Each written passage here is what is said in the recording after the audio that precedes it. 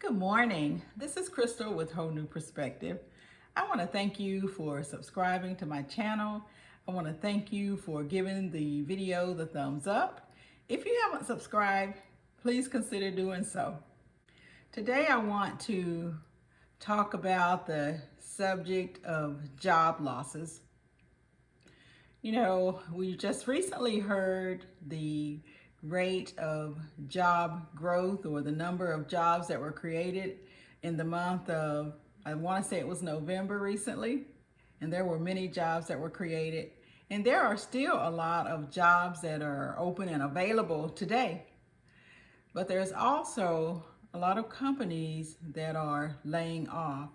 And many of us probably know someone that has been laid off.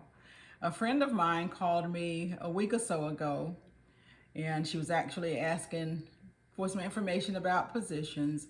She told me that her daughter had lost her job and her son-in-law also lost his.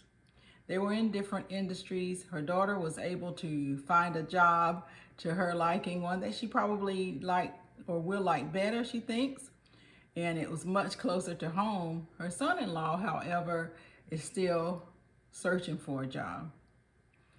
So let's talk about a job loss. Let's talk about preparing for a job loss. That's one of the things that I have prepared for most of my life, because I didn't want to be in a situation where I would lose everything and just not be prepared if I were to lose my job. In North Carolina, the unemployment rate, it's going up. And we're starting to see a softening in the market right now. And so we will see many more people being laid off, losing their jobs. So it's very important to plan ahead. And if you haven't planned ahead, I want to go over a few things that you can do that will help you should you be in that situation. And you know, it doesn't necessarily matter if you're working for someone else or you are working for yourself. If you are self-employed, you can lose customers, you can lose contracts, and you may be in that same situation. And so this will apply to you as well, for anyone that may lose their job, their income. So one of the first things I did years ago, and you can do it now, was to set financial goals. Write them down, write a budget. That was one of the things that's been very important. And when you set your budget, you budget for savings. You want to budget for an emergency fund. You know, you can say, I'm barely getting by now. The prices of everything has gone up. I just can't seem to find any extra. So even if it's $5 or $20, it's important to set something aside. And you don't have to put it in the bank account. You can. It will be easy to have your $5, $10, $20, whatever you can afford, to have that taken directly out of your paycheck and put that aside into a bank account. Preferably an account that you don't have immediate access to, one that would require some work for you to get to. That would be the first thing to do. Make sure you have an emergency fund set up. Again, we're not talking about starting off with thousands of dollars, but as much as you can afford. $5 each week, bi-weekly, that adds up, and it's better than having nothing at all. And so that's the very first thing to do, is to budget, set some money aside, make sure you have yourself an emergency fund. I hope that you have stocked up on food. If you haven't, just consider adding a little extra food each time you grocery shop, and maybe change the habits of the way you eat. Maybe if you can't stock up on more, start eating less and saving more food for later. You know, a lot of people that have lost their incomes have been saved by having an abundance or having a food pantry or a food stockpile. So that's one of the things to do, stock up on food. I talked about cutting back on food right now, the food that you're eating, cutting back on the electricity that you use, cut back on some of the extra conveniences that you may have, you know, the bare minimum for your phones or your television, your internet, those sort of things. Start maybe looking at cutting back on that, especially if you can, if you see the signs that your company has slowed down and you may be losing your job. Even if you are going to be able to apply for unemployment, that doesn't go very far, especially if you have a mortgage or you have rent. And we're going into the winter months, so those heating costs will be high as well. So think about reducing those things. Wear sweaters around the house, blankets, extra blankets. Cut your heat down at least maybe 1-2 degrees. That would help with your bills as well. So try to cut back as much as you possibly can right now.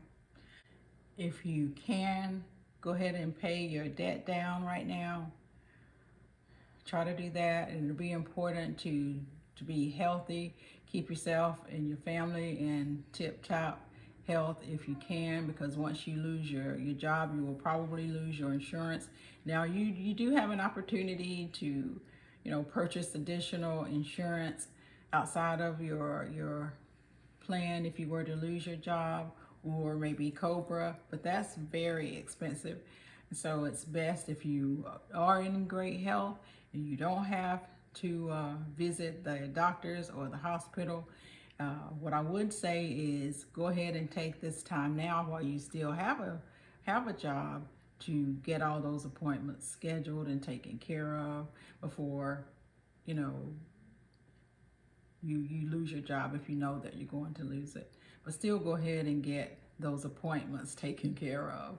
If you have debt, whether it's credit card, mortgage, go ahead, if you lose your job, go ahead and call those companies and let them know what's going on. A lot of times they will help you. They'll be a little more patient with you. At least they know what's going on and they can note that, and hopefully give you some grace periods as it relates to paying that debt. One of the things that is important is to keep your resume updated at all times. And that goes for all of us that are working outside of our homes, or, you know, even if we have our own businesses, we may someday want to go back into the job market. So it's very important to keep your resumes updated. Go ahead and look at posting them on, you know, other sites like LinkedIn, Indeed, those types of sites. Go ahead and get those things done now. And you would be surprised at the companies that are still hiring. Although some are not and are laying off, there are a lot of other companies that are still hiring. So make sure you have your resumes updated. So listen, it is important right now to prepare for those things like a job loss. Those are the everyday common things that can happen to us. And those are the sort of things that I prepare for, and the things that could be most likely to happen. So I'm prepared for that, and I hope that you prepare for that as well. But I also pray that that does not happen to any of us. Should it happen though, we'll be prepared. Guys, thank you so much for watching. You know, if you have any type of comments, any type of advice, things, if you have lost your job, your spouse has lost their job, and you have some comments, you have some advice, you have some things that people can do, please leave those comments below. We will be looking in those comments, and hopefully those comments will help quite a bit of people. Thank you again so much for coming and watching. Please hit that like button. If you haven't done so, consider subscribing to my channel.